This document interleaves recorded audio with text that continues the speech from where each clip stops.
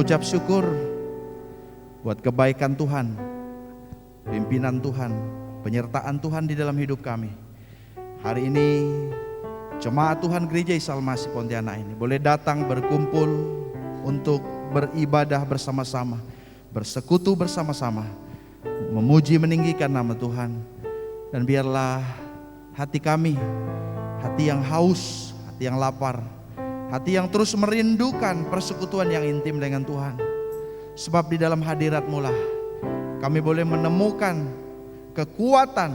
Di dalam hadirat Tuhan ada damai, ada sukacita. Apapun kondisi keadaan umat-Mu hari-hari ini, dalam setiap pergumulan kami percaya kami datang kepada Tuhan sumber pertolongan, datang kepada Tuhan sumber jawaban. Dan kami percaya pagi hari ini kami boleh mengalami kuasa-Mu, kekuatan Tuhan yang akan melingkupi kami. Kami menyerahkan seluruh rangkaian ibadah kami Bapa, dari awal sampai akhir. Biarlah Tuhan berkarya dan berotoritas penuh. Kuasa Allah menopang ibadah ini, memberkati ibadah ini dari awal sampai akhir. Sekali lagi mohon kuasa dan urapan yang baru atas para pelayan Tuhan. Diberkatilah jemaat Tuhan yang hadir, dan pagar perlindungan Tuhan turun atas ibadah ini. Dan kami menolak segala kuasa-kuasa di luar Tuhan yang mengganggu ibadah ini Bapa. Dalam nama Yesus Kristus, diberkatilah ibadah ini dari awal sampai akhir. Terima kasih Bapa. Lawatlah ibadah kami, berkatilah ibadah kami. Biarlah semuanya untuk hormat dan kemuliaan hanya bagi nama Yesus Kristus Tuhan. Terima kasih Bapa, terpujilah nama Tuhan. Bapak Ibu yang dikasihi oleh Tuhan, pertolongan kita adalah di dalam nama Tuhan yang telah menjadikan langit dan bumi, yang tetap setia untuk selama-lamanya, dan yang tidak pernah membiarkan pekerjaan tangannya. Turunlah kasih karunia dan damai sejahtera dari Allah Bapa kita dan dari Yesus Kristus Tuhan kita menyertai ibadah kita. Yang percaya bersama-sama katakan amin. Berikan tepuk tangan yang paling meriah buat Allah kita. Haleluya Tuhan, kami bersyukur Tuhan.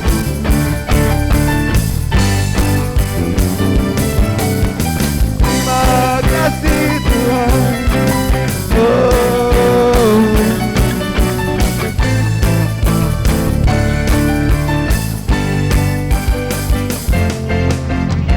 Dia mati bagiku, amin.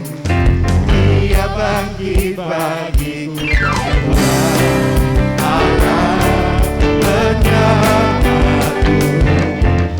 Kuasa maut dipatahkan, hidupku dipulihkan. Allah kekuatanku, Dia sungguh baik, Dia sangat baik. Yesus Dia baik bagiku, Dia sungguh baik, Dia sangat baik.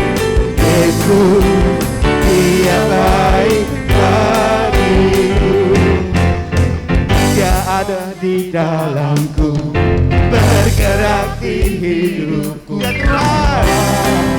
Allah kekuatanku, Dia penuhi hatiku dengan kuasa kasih-Nya. Ya Tuhan, Allah kemenanganku. Katakan Dia sungguh baik, Dia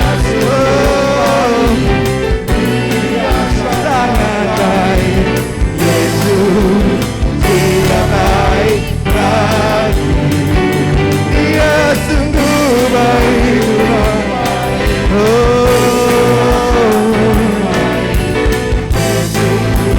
Dia baik bagiku.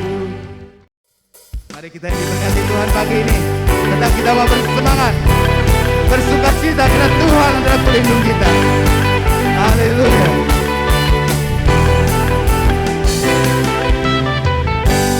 Kasih setiamu nyata bagiku, amin ya. Hikmat kebajikan tersedia untukku. Kau sanggup limpahkan segalanya,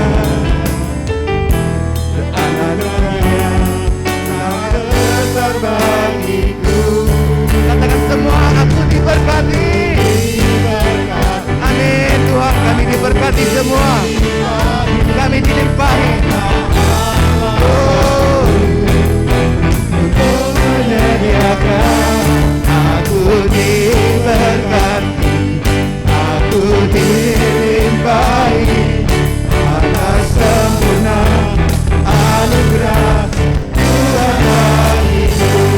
Lebih lagi kita bersemangat pagi ini.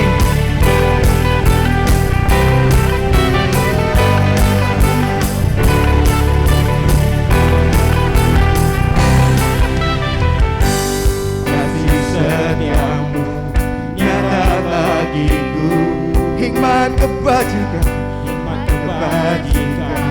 tersedia bagiku. Sabar Sang Guru dilimpahkan segalanya, dan anugerahnya sangat besar bagiku. Sama-sama. Aku diberkati, aku dilimpahi karena Allah Sang Guru untuk menyediakan. Aku diberkati, aku dilimpahi atas sempurna anugerah Tuhan bagiku. Dia sungguh indah, Dia Yesus.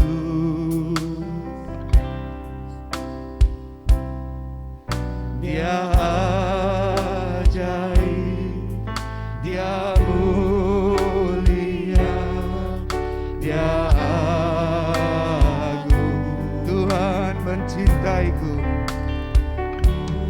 Dia cinta daku dan ampun. Fokus kepada Tuhan, sembah Dia. Bahkan rela berikan nyawanya untuk selamatkan. Sambutlah Dia, haleluya.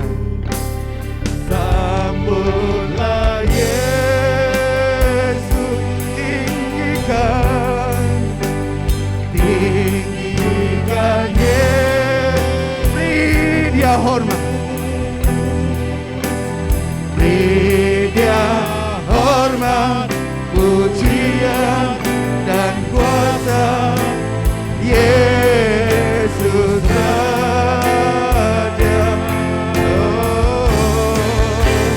bagi yang mulia, ku angkat tanganku Tuhan, angkat tanganku.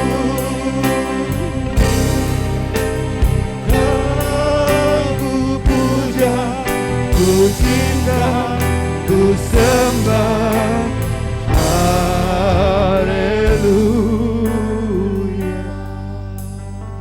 Wanita saja katakan, Dia sungguh indah, sungguh indah. Sembah Dia, haleluya.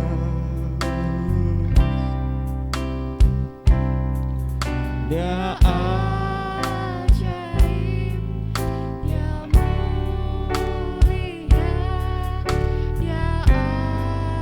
Dia cinta daku pria saja. Dia cinta daku dan ampuniku. Oh Tuhan, bahkan rela berikan nyawanya untuk selamatkanku. Sambutlah Yesus, sambutlah Yesus,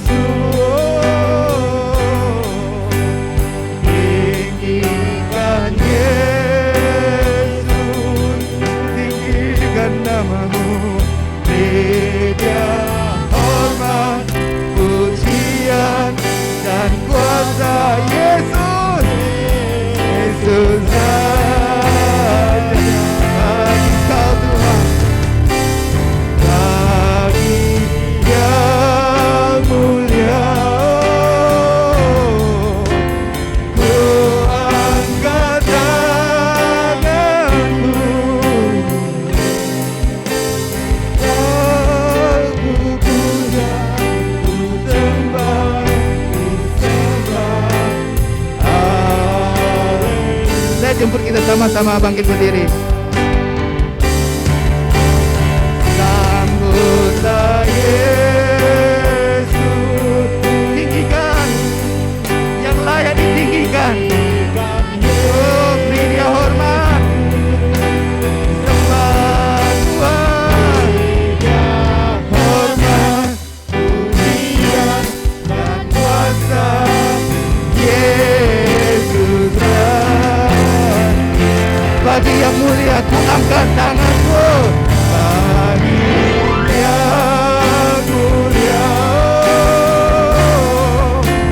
ku angkat tanganku.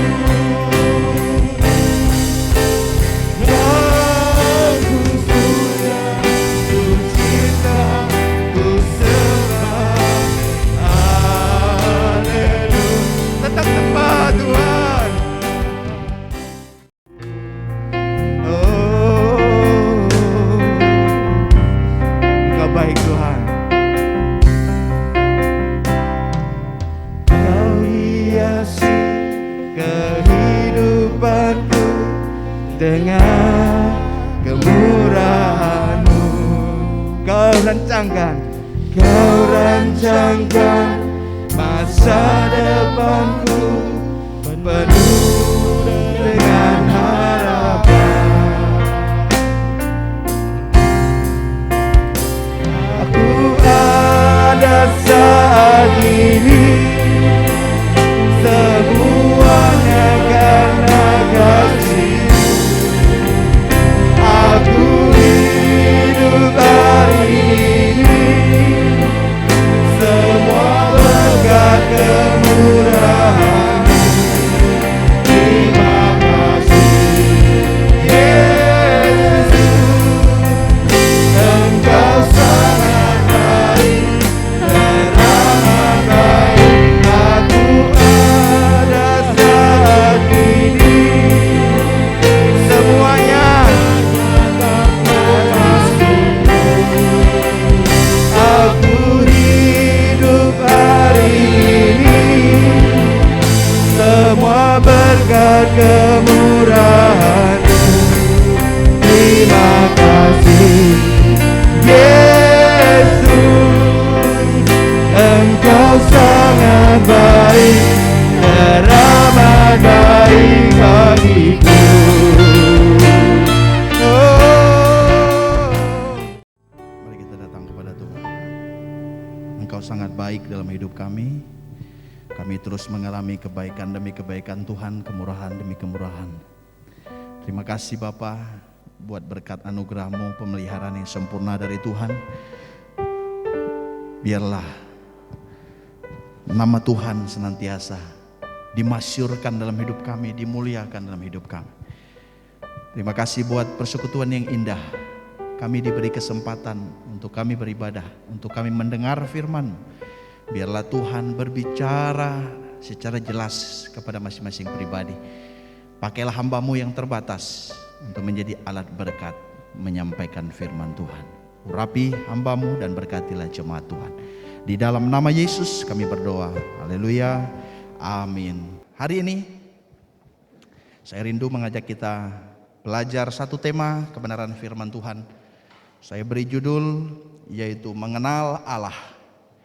Mengenal Allah. Di dalam Efesus pasal yang keempat ayat 17 sampai ayat yang ke-32.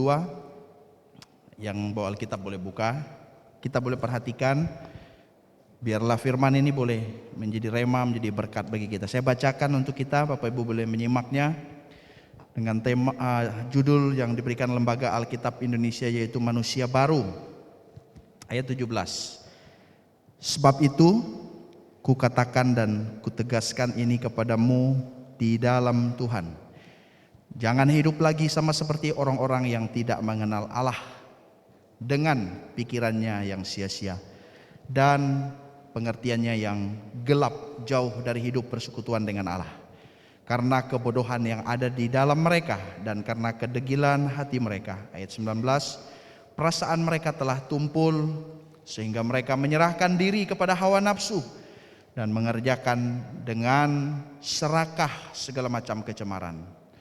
Tetapi kamu bukan demikian. Perhatikan, kamu telah belajar mengenal Kristus karena kamu telah mendengar tentang Dia dan menerima pengajaran di dalam Dia menurut kebenaran yang nyata dalam Yesus, yaitu bahwa kamu berhubung dengan kehidupan kamu yang dahulu harus menanggalkan manusia lama yang menemui kebinasaannya oleh nafsunya yang menyesatkan, supaya kamu dibaharui di dalam roh dan pikiranmu dan mengenakan manusia baru yang telah diciptakan menurut kehendak Allah di dalam kebenaran dan kekudusan yang sesungguhnya. Ayat 25, karena itu buanglah dusta dan berkatalah benar seorang kepada yang lain, karena kita adalah sesama anggota. Apabila kamu menjadi marah, janganlah kamu berbuat dosa. Janganlah matahari terbenam sebelum padam amarahmu, dan janganlah beri kesempatan kepada iblis. Orang yang mencuri, janganlah ia mencuri lagi, tetapi baiklah ia bekerja keras dan melakukan pekerjaan yang baik dengan tangannya sendiri, supaya ia dapat membagikan sesuatu kepada orang yang berkekurangan. Janganlah ada perkataan kotor keluar dari mulutmu, tetapi pakailah perkataan yang baik untuk membangun di mana perlu, supaya mereka yang mendengarnya beroleh kasih karunia. Dan janganlah kamu mendukakan Roh Kudus Allah yang telah memeteraikan kamu menjelang hari penyelamatan. Ayat 31, segala kepahitan, kegeraman, kemarahan, pertikaian dan fitnah hendaklah dibuang dari antara kamu. Demikian pula segala kejahatan. Ayat yang terakhir 32, tetapi hendaklah kamu ramah seorang terhadap yang lain, penuh kasih mesra dan saling mengasihi, mengampuni sebagaimana Allah di dalam Kristus telah mengampuni kamu. Amin. Bapak Ibu yang dikasihi oleh Tuhan, kebenaran yang indah untuk kita boleh pikirkan, untuk kita boleh merenungkan. Ada dua kali diungkapkan juga di dalam bagian ini tadi kata mengenal. Yang pertama mengenal Allah, tetapi juga di dalam ayat yang ke-20 ya, mengenal Kristus, ayat yang ke-17 dan ayat yang ke-18, ayat 17 ya, secara khusus mengenal Allah. Karena waktu itu ada orang-orang yang tahu tentang Allah, tahu, tapi mereka hanya sekedar tahu, tapi mereka tidak memiliki pengenalan yang dalam dengan Tuhan. Mereka tidak percaya kepada Allah. Itulah sebabnya Paulus menulis surat ini kepada jemaat yang ada di Efesus, baik orang-orang Yahudi dan juga orang-orang bukan Yahudi yang sudah percaya kepada Tuhan. Biarlah mereka hidup mengenal Allah. Dan pertanyaannya tentunya, apakah kita mengenal Allah? Di dalam Yesus Kristus kita mengenal Allah. Tetapi kata pengenalan di sini jauh dalam maknanya. Itulah sebabnya kita perlu merenungkannya. Orang percaya yang hidup mengenal Allah. Orang percaya yang hidup mengenal Allah. Bagaimana kehidupan orang percaya yang hidup mengenal Allah? Ya, ada 3 hal penting yang saya mau ajak kita pelajari. Bagaimana kehidupan orang percaya yang hidup mengenal Allah? Yang pertama, orang percaya yang hidup mengenal Allah, yaitu mereka yang memiliki hidup persekutuan dengan Allah. Memiliki hidup persekutuan dengan Allah. Ini ya, ayat 17. Sebab itu kukatakan dan kutegaskan ini kepadamu di dalam Tuhan. Jadi dia sebagai rasul, mewakili dari pihak Tuhan, bukan sembarangan dia menyampaikan, bukan untuk orang yang di luar sana, bukan, tetapi untuk orang-orang percaya. Dia punya wewenang untuk mengatakannya, dia punya wewenang untuk menegaskannya. Ini adalah sebuah nasihat, tetapi ini juga adalah sebuah peringatan ya untuk orang percaya ya yang ada pada waktu itu. Apa penegasannya? Jangan hidup lagi sama seperti orang-orang yang tidak mengenal Allah. Yang tidak mengenal Allah, ayat 18 ini. Yang jauh dari hidup persekutuan dengan Allah. Orang-orang yang tidak mengenal Allah juga diterjemahkan di sana orang-orang yang tidak percaya kepada Allah. Jangankan bersekutu dengan Allah, mereka untuk mau percaya pun tidak. untuk mau mempelajari pun tidak, tetapi mereka mengabaikannya. Jadi yang pertama di sini adalah memiliki hidup persekutuan dengan Allah. Orang percaya yang mengenal Allah adalah orang percaya yang mau memiliki hidup persekutuan dengan Allah. Mereka yang mau taat kepada Allah, nah itu dalam pemahaman yang lain. Mereka yang mau taat kepada kebenaran Allah. Mereka yang mau mendengar nasihat, mereka yang mau mendengar didikan. Makanya di dalam ayat 17 ini, orang-orang yang ini ya tidak mengenal Allah itu mereka memiliki pikiran yang sia-sia. Ini bukan orang percaya, tetapi orang-orang yang tidak mengenal Allah. Orang-orang yang tidak mengenal Allah itu mereka pikiran mereka sia-sia. Mereka memikirkan hal-hal yang tidak berguna. Apa yang mereka pikirkan hal-hal yang tidak berharga. Memikirkan hal-hal kecemaran. Apalagi di sini pengertian mereka gelap. Mereka tidak tahu kebenaran, tetapi mereka juga tidak mau tahu kebenaran. Lalu dikatakan di sana jauh, terasing mereka dari Allah. Mereka sangat terasing dari Allah. Padahal di dalam Allah itu ada kehidupan yang sejati di sana. Di dalam Allah itu ada kehidupan yang sesungguhnya di sana. Tetapi orang-orang yang tidak mengenal Allah itu mereka sangat jauh dari Allah, mereka terasing dari Allah. Apalagi di sini. Lalu dikatakan karena kebodohan yang ada di dalam mereka, kedegilan hati mereka. Mereka memang tidak tahu apa-apa tentang Allah. Sehingga mereka disebut kebodohan dan kedegilan hati mereka. Tetapi mereka tidak tahu karena mereka tidak mau tahu tentang kebenaran. Bahkan mereka menolak kebenaran itu sendiri. Mereka mengeraskan hatinya, makanya ada kedegilan hatinya. Mereka mengeraskan dan mereka itu menutup telinga mereka untuk kebenaran. Mereka menutup telinga mereka untuk hal-hal yang berhubungan dengan Allah. Akhirnya mereka tidak tahu apa-apa karena mereka juga tidak mau tahu tentang kebenaran itu. Tidak tahu dan tidak mau tahu tentang Allah. Tumpullah ya pikiran mereka, hati mereka. Tidak ada lagi rasa malu. Tidak ada lagi rasa bersalah walaupun mereka berbuat kecemaran, berbuat kejahatan, berbuat dosa. Karena apa? Karena mereka dikatakan di sana menyerahkan diri mereka kepada hawa nafsu. Yang menguasai mereka adalah hawa nafsu. Mereka tidak ada lagi rasa bersalah sekalipun mereka berbuat kejahatan, sekalipun mereka melakukan dosa. Perasaan mereka telah tumpul, tidak ada lagi rasa malu. Mereka dikuasai hawa nafsu, berbuat sesuka hati. Dan diperingatkan oleh Paulus, orang-orang yang mengenal Allah, orang-orang yang mengenal Allah, jangan hidup lagi sama seperti itu tadi, orang-orang yang tidak mengenal Allah itu.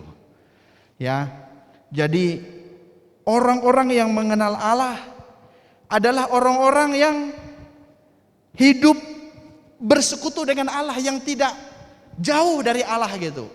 Tetapi mereka mau dekat dengan Allah, bukan terasing dari Allah, membangun persekutuan dengan Allah.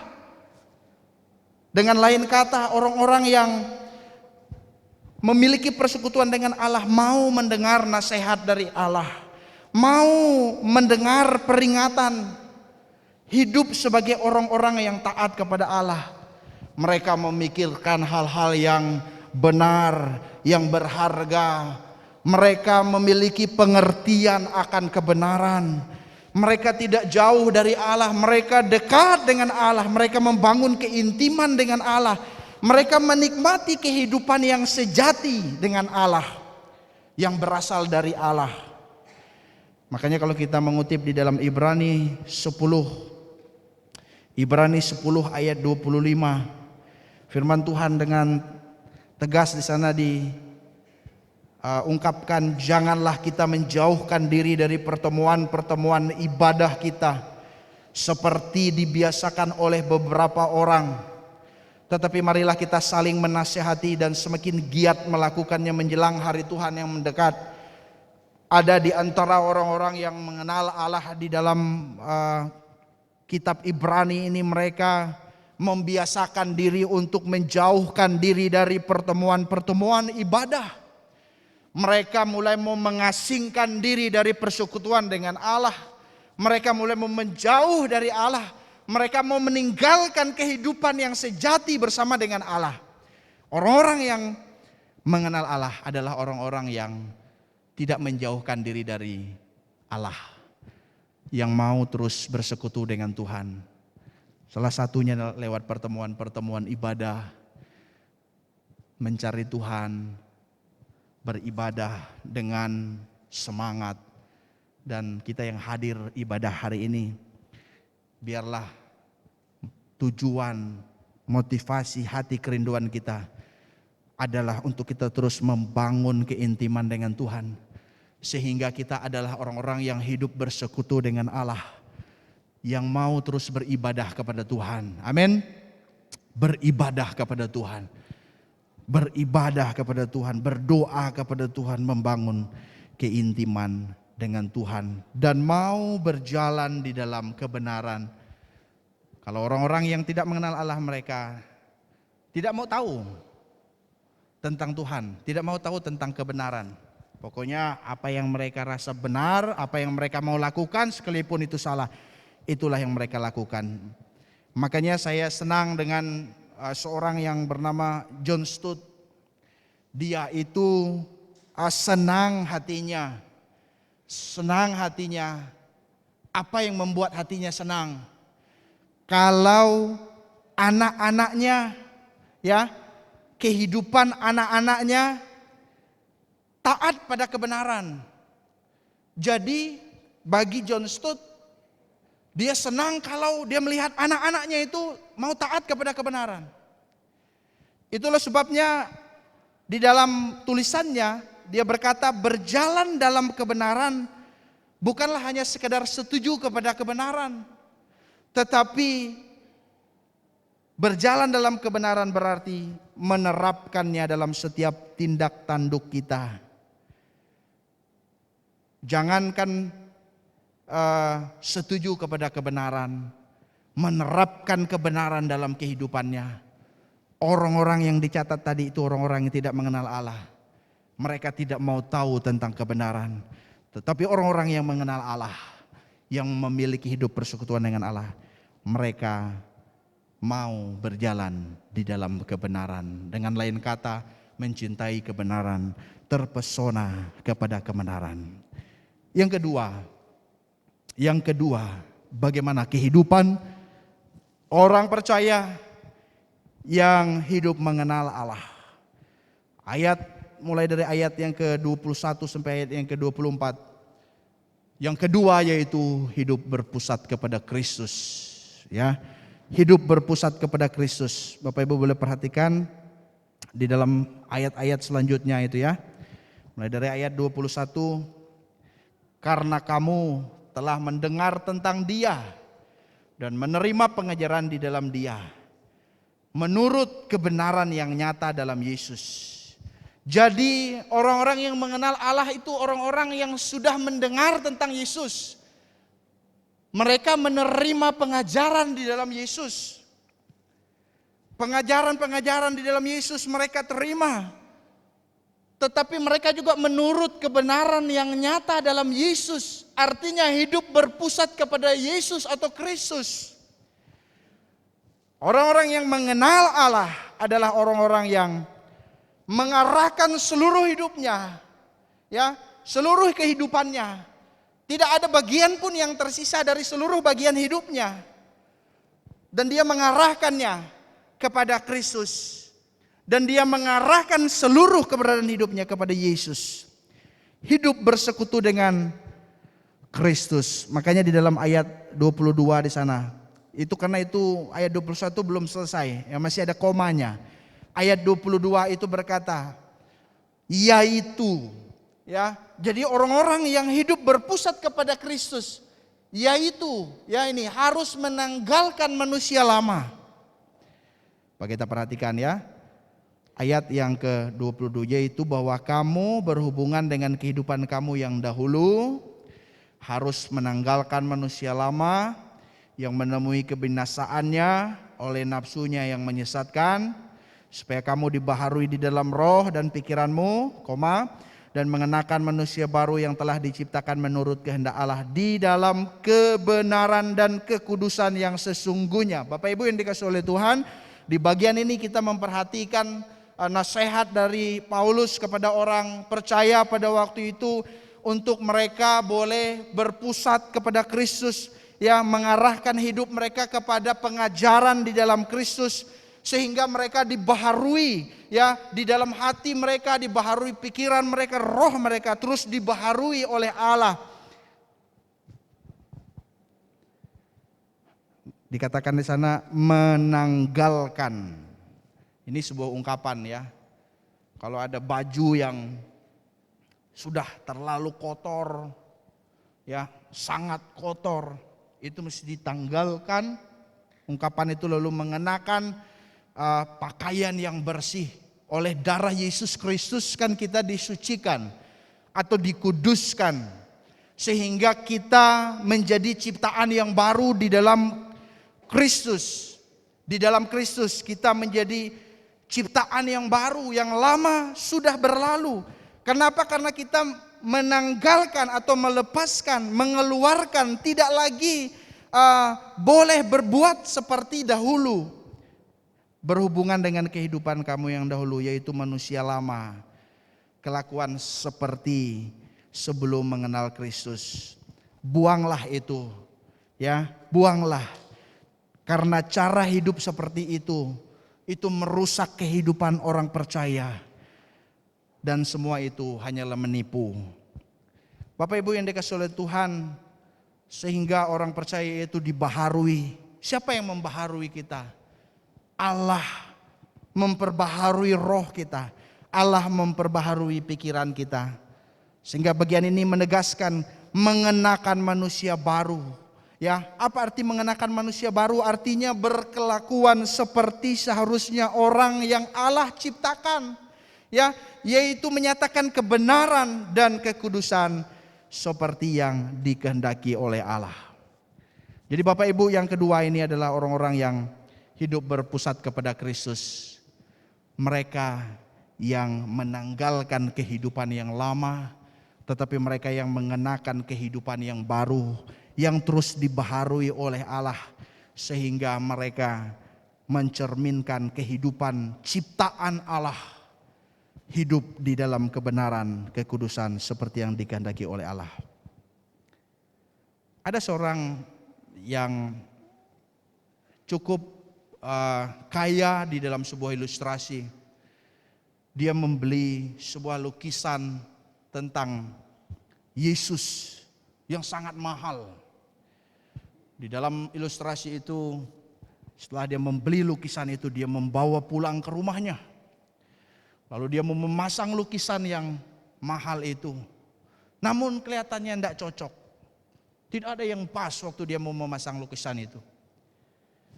Akhirnya dia memanggil seorang arsitek. Bagaimana Pak? Di manakah saya menaruh lukisan ini yang cocok? Ya, saya sudah mengamatinya, tetapi tidak ada yang pas. Karena lukisan sang juru selamat itu yaitu Yesus Kristus. Arsitek ini pun berkata, memang tidak ada yang pas. Bapak harus membuat rumah yang baru, yang cocok dan sesuai dengan lukisan tentang Yesus sang juru selamat. Ini adalah sebuah ilustrasi bahwa ketika orang mengenal Allah, maka mereka harus mengizinkan hidup yang berpusat kepada Kristus, sesuatu yang sesuai dengan Kristus. Apa? Mendengar tentang Kristus, menerima pengajaran di dalam Kristus, menurut kebenaran yang nyata di dalam Kristus. Bukan berdasarkan kehidupan lama, tetapi kehidupan yang baru. Sehingga seperti lukisan ini tadi, rumah itu pun haruslah mencerminkan bagaimana ada Kristus yang ada di dalamnya dari lukisan itu. Bapak Ibu yang dikasihi oleh Tuhan, orang yang mengenal Allah adalah orang yang hidup berpusat kepada Kristus. Biarlah hati kita, pikiran kita, seluruh hidup kita arahkan kepada Kristus. Kita mau berjalan bersama dengan Kristus seumur hidup kita. Yang terakhir, Bapak Ibu yang dikasihi oleh Tuhan, yang ketiga, bagaimana kehidupan orang percaya. Kehidupan orang percaya yang mengenal Allah. Yang ketiga yaitu hidup sebagai anggota tubuh Kristus. Perhatikan di dalam ayat yang ke-25 ya. Karena itu buanglah dusta dan berkatalah benar seorang kepada yang lain. Karena kita adalah sesama anggota. Jadi sesama anggota tubuh Kristus. Orang-orang yang mengenal Allah adalah orang-orang yang hidup sebagai anggota tubuh Kristus. Ada persekutuan orang-orang percaya pada waktu itu. Kalau kita belajar kitab Efesus, maka banyak ayat yang berbicara tentang kehidupan tubuh Kristus, kehidupan eklesia. Ya, kata jemaat diterjemahkan eklesia ada 9 sampai 11 kali. Kalau dalam terjemahan Yunaninya itu ada 9 kali secara langsung kata eklesia muncul di dalam kitab Efesus. Tetapi dalam terjemahan barunya ada penambahan 3 kali, sehingga kalau kita melihat paling tidak ada 11 kali. Artinya berbicara tentang tubuh Kristus di dalam kitab Efesus itu menegaskan bagaimana kehidupan orang-orang percaya. Mereka yang mengenal Allah, mereka dipanggil menjadi anggota tubuh Kristus. Anggota tubuh Kristus itu harus dibangun. Harus dibangun sehingga terpancarlah kehidupan Kristus di dalam kehidupan anggota-anggota tubuh Kristus. Ayat ini tadi dikatakan, buanglah dusta, berkatalah benar seorang kepada yang lain. Buanglah dusta, artinya memiliki perkataan yang benar. Anggota tubuh Kristus, jemaat Tuhan itu memiliki perkataan yang benar. Ya, buanglah, tanggalkanlah, ini sama ya, dusta, apalagi kebohongan, kepalsuan. Karena apa? Karena dusta, kepalsuan, kebohongan itu bisa menceraikan anggota tubuh Kristus. Bisa menceraikan anggota tubuh Kristus. Dan ayat yang selanjutnya juga dikatakan di sana. Ayat yang ke-26. Apabila kamu menjadi marah, janganlah kamu berbuat dosa. Janganlah matahari terbenam sebelum padam amarahmu. Tuhan melihat memang sebagai manusia kita bisa marah. Kita bisa marah. Makanya ada kata apabila kamu menjadi marah. Tapi ingat, orang yang hidup sebagai anggota tubuh Kristus tidak hidup di dalam kemarahan. Kalaupun kita marah dan jiwa kita tidak merasa senang, kita tidak ada damai, resah. Sebelum malam tiba, tenangkanlah, diamkanlah jiwa kita dan berhentilah marah. Makanya ayat itu tadi dikatakan, janganlah kamu berbuat dosa, janganlah matahari terbenam sebelum padam amarahmu. Apabila kita menjadi marah, janganlah berbuat dosa. Janganlah matahari terbenam sebelum padam amarahmu. Ya, jadi ada kata jangan berbuat dosa, Lalu janganlah matahari terbenam. Karena matahari terbenam itu menandakan akhir kesudahan hari ini dan masuk kepada hari berikutnya. Tetapi kita harus menyelesaikannya. Di dalam kehidupan tubuh Kristus sering terjadi juga yang namanya pergesekan, ya, seperti yang ada di dalam kehidupan jemaat pada waktu itu. Makanya Paulus sangat-sangat menegaskan orang-orang yang mengenal Allah, orang-orang yang hidup sebagai anggota keluarga kerajaan Allah, tubuh Kristus, mereka haruslah hidup menguasai diri mereka, ya. Lalu kita perhatikan di sini, janganlah beri kesempatan kepada iblis. Jangan beri kesempatan kepada iblis. Kenapa? Karena ketika kemarahan itu terus dipupuk, ya, kemarahan terus dipupuk, akhirnya menjadi kegeraman, kepahitan, pertikaian. Di dalamnya iblis bisa mengambil kesempatan, mengambil keuntungan, sehingga merusak kehidupan orang percaya, mencerai-beraikan kehidupan orang percaya, ya, bahkan menghancurkan kehidupan orang percaya. Bapak Ibu yang dikasihi oleh Tuhan, ayat yang ke-28 di sana dikatakan orang yang mencuri, janganlah ia mencuri lagi, tetapi baiklah ia bekerja keras dan melakukan pekerjaan yang baik dengan tangannya sendiri supaya ia dapat membagikan sesuatu kepada orang yang berkekurangan. Ternyata pada waktu itu ada orang yang juga hidup dengan ketidakjujuran. Mereka mengambil hak orang lain. Tetapi sebagai anggota tubuh Kristus dikatakan di sana bekerja keras dengan tangan sendiri. Tekun, ya. Yang mencuri janganlah mencuri lagi, kata firman Tuhan. Tetapi bekerja keras sehingga bisa mencukupkan semua keperluan hidupnya, dan bukan hanya sekedar cukup, tetapi dia bisa berbagi kepada orang yang berkekurangan.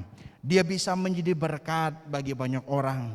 Jadi orang percaya, ya, didorong oleh Rasul Paulus di tempat ini, di dalam kehidupan mereka haruslah mereka berjuang, ya, dengan bekerja keras, dengan tekun, dengan semangat, sehingga mereka bisa menjadi berkat bagi banyak orang.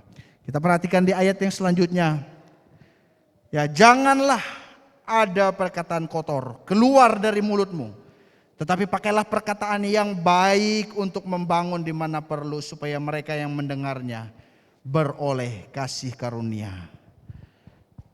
Jangan ada perkataan kotor, ya, perkataan kasar, perkataan yang tidak senonoh, yang menghancurkan. Tetapi orang-orang percaya, sesama anggota tubuh Kristus, perkataannya itu adalah perkataan yang baik, perkataan yang membangun, perkataan yang memberikan semangat, ya, sehingga orang yang mendengarnya pun mereka, ya, dikuatkan. Orang yang mendengarnya mereka dihiburkan. Orang yang mendengarnya mereka memperoleh karunia Allah di dalamnya. Bapak Ibu, hidup sebagai anggota tubuh Kristus itu adalah mencerminkan Kristus sendiri sebagai kepala, ya, karakter Kristus itu turun kepada setiap anggota tubuh Kristus. Dan di bagian yang ayat-ayat terakhir dikatakan, dan janganlah kamu mendukakan Roh Kudus Allah yang telah memateraikan kamu menjelang hari penyelamatan. Jangan mendukakan Roh Kudus dengan kehidupan-kehidupan yang demikian, dengan kata-kata yang kotor dan lain sebagainya. Biarlah orang-orang percaya yang sudah dimateraikan, yang adalah milik Allah, yang dikatakan di sini menjelang hari penyelamatan, menjelang Kristus datang nanti kedua kali yang menyempurnakan tubuhnya, gerejanya, mereka boleh hidup mengenal Allah sebagai anggota tubuh Kristus. Segala kepahitan, ini ya ditegaskan ulang lagi.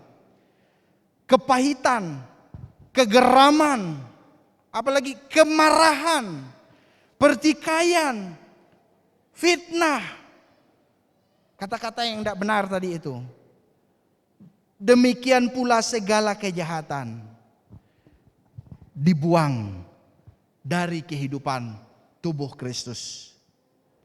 Tubuh Kristus hidup di dalam belas kasihan. Makanya ayat yang ke-32, tubuh Kristus hidup di dalam pengampunan. Tubuh Kristus hidup di dalam kasih. Tetapi hendaklah kamu ramah seorang terhadap yang lain, penuh kasih mesra, dan saling mengampuni, sebagaimana Allah di dalam Kristus telah mengampuni kamu. Memang bagian-bagian ayat firman Tuhan ini yang disampaikan oleh Paulus kepada orang percaya pada waktu itu. Dia mau sebagai anggota tubuh Kristus, mereka yang mengenal Allah hidup membangun kesatuan tubuh Kristus, hidup membangun kesatuan orang percaya, sehingga ada nasihat-nasihat yang diberikan supaya mereka memiliki hati, memiliki perkataan, memiliki perbuatan yang benar, yang sesuai dengan kehidupan anggota tubuh Kristus. Bapak Ibu yang dikasihi oleh Tuhan, biarlah pagi hari ini kita boleh merenungkan kita yang adalah anggota tubuh Kristus. Biarlah kita hidup mengekspresikan kasih.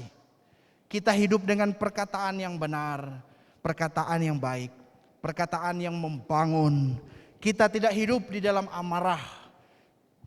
Kalaupun kita marah, janganlah berbuat dosa. Selesaikanlah. Jangan beri kesempatan kepada iblis. Kalau iblis diberi kesempatan, kita mulai memupuk amarah itu, sehingga kita mulai kecewa, kita mulai geram, kita akhirnya mulai benci, kecewa dan lain sebagainya.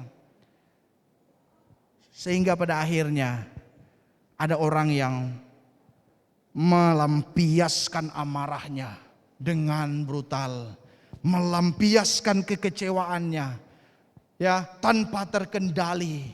Itulah sebabnya kita perlu hidup sebagai anggota tubuh Kristus, yang apabila kita menjadi marah, ya janganlah berbuat dosa.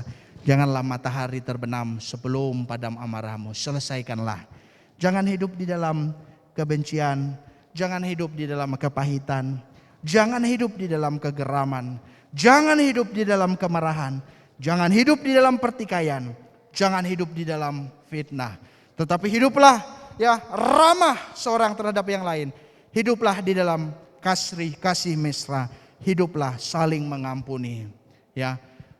Dan sebagai anggota tubuh Kristus juga ditekankan bekerja keras, sehingga kita boleh terpenuhi setiap keperluan hidup, ya, di dalam perjuangan kita bersama dengan berkat-berkat Tuhan. Dan kita boleh menjadi alat keberkatan secara khusus untuk anggota tubuh Kristus itu, dan bagi banyak orang di dalamnya nama Tuhan dipermuliakan. Kesimpulan firman Tuhan pada hari ini, kita yang hidup mengenal Allah, kita yang percaya kepada Allah, kita yang menjadi bagian dari keluarga kerajaan Allah, biarlah kita memiliki hidup persekutuan dengan Allah, membangun keintiman dengan Tuhan, dan terus dekat dengan Tuhan. Waktu-waktu yang Tuhan percayakan kepada kita, mari kita isi terus untuk membangun persekutuan dengan Tuhan. Jangan menjauhkan diri dari Tuhan. Peganglah kebenarannya. Pelajarilah kebenarannya dan berjalanlah di dalam kebenarannya. Dan yang kedua, hiduplah berpusat kepada Kristus. Kristuslah pusat hidup kita. Dan yang ketiga, hiduplah sebagai anggota tubuh Kristus. Seperti yang kita pelajari tadi, yang mengekspresikan kebenaran-kebenaran di dalam